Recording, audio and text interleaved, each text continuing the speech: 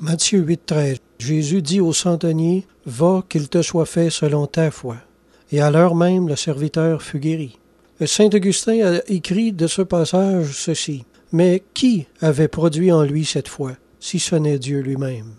Il y a 2 Pierre 1,1 qui dit aussi que nous avons reçu la foi en partage. Mais si la foi est un don de Dieu, pourquoi nous la demande-t-il? C'est parce que nous sommes appelés à coopérer avec l'esprit de foi, pour employer l'expression de Paul. Le fonctionnement là, est le suivant.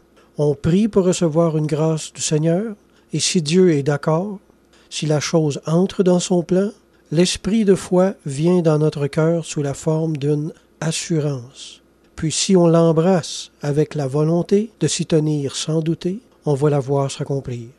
François Rabelais au XVIe siècle a écrit « Le mérite du maître peut seconder le mérite du serviteur. » Il y a quelque chose d'extrêmement profond là-dedans, d'extrêmement vrai. Par la prière, la foi de l'Esprit Saint vient au secours de notre foi humaine. Alors les deux n'en font plus qu'une, et elle devient efficace. Ainsi la foi vient de Dieu et vient de nous par association. Elle vient de Dieu qui nous la présente par une révélation intérieure de sa parole écrite ou par une parole inspirée au cœur. Puis elle vient de nous quand nous coopérons avec elle, avec notre foi, en embrassant cette révélation. Alors soyons persévérants dans la prière. On est tous tellement dépendants de l'aide du Saint-Esprit en matière de foi. Sans lui, notre faible foi ne peut rien faire. Amen.